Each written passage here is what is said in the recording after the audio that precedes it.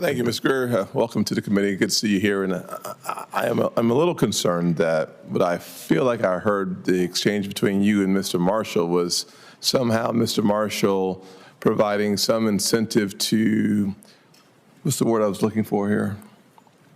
Brainwash a young girl about being a Kansas Jayhawk fan or a Kansas City Chiefs fan.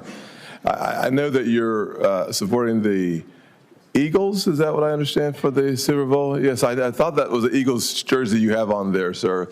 I just want to make sure, Ms. Greer, you realize that the Carolina Gamecocks is also a very good school, fine school for kids to follow, and we have an Air Force base there. I know you're no longer in the Air Force, but just realize that Kansas is a fine state. We like Kansans, and we hope that all things go well later on this week. But in the end, I would be remiss if I did not mention the Carolina Gamecocks with that many kids who need to be educated somewhere in the near future. So, Senator, I'll be happy to work with you on collegiate allegiances. Thank you, sir. Appreciate that. Second question for you, sir, is that expanding market access for American-made goods is critical to our economic strength, frankly, and our competitiveness.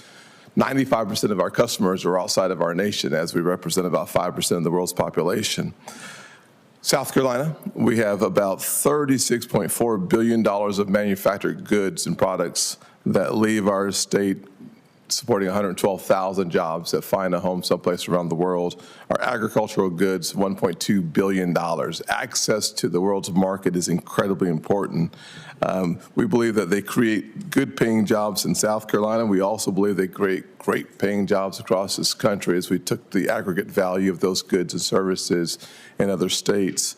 How do you plan to secure this market access with other countries in the first 100 days as our new Thank you, Senator.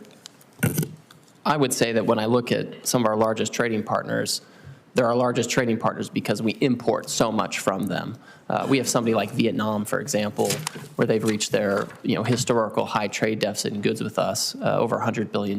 This is something that has grown substantially. So we have a lot of trading partners like this that enjoy very substantial trade access in the United States, and we don't have reciprocal access going the other way. And to me, this is a huge problem, and it's a problem for our workers, and it's a problem for exporters and manufacturers in places like South Carolina and elsewhere. So I think in short order, we will be approaching these countries to assess their unfair trade practices and why it is that they're able to have and maintain these huge trade imbalances with us over many years. That doesn't make sense when we have so many products where we're competitive and we should be able to ship overseas. And again, I've mentioned this before, I expect the Trump administration will have competitive energy policy, tax policy, regulatory policy, permitting policies that will only help us be more competitive in these foreign markets. But we have to open them, and I think I need, if I'm confirmed, I have to be able to go to these countries and explain to them that if they want to enjoy continued market access to the United States, we need to have better reciprocity.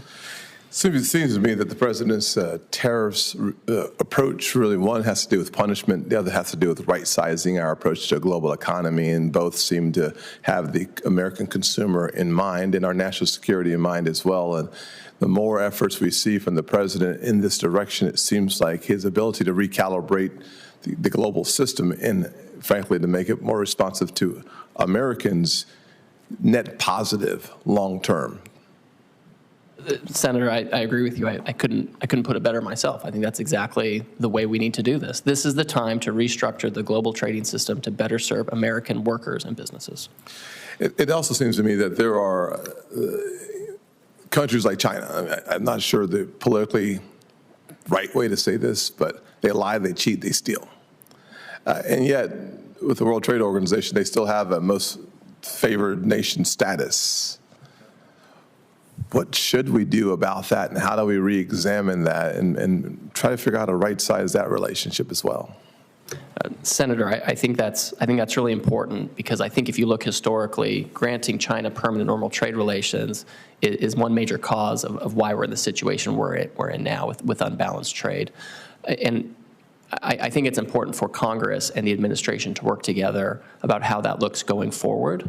In fact, it's something that the president put in his trade policy memorandum. He specifically said, consider the legislative options related to permanent normal trade relations. There are a lot of ways to go about it. Obviously, you want to make sure that, the economy is doing well and we have growth, but we want to make sure that we're not dependent on China for strategic goods, that our farmers aren't so dependent on them that they can be victims of economic coercion. So I would love to have a conversation with you about that. Mr. Chairman, my last comment really doesn't necessarily need a response, but from my perspective, our first weapon for national security ought to be an economic weapon, a non-kinetic option. And to the extent that we deploy that weapon in the most effective way possible, we keep more Americans safe, keep our soldiers at home, and frankly, I think it recalibrates or it repositions America as a city on the hill. And I hope that we engage in the most effective approach and use of that economic weapon that we possibly can. I agree with that. Thank you. Thank you, Senator.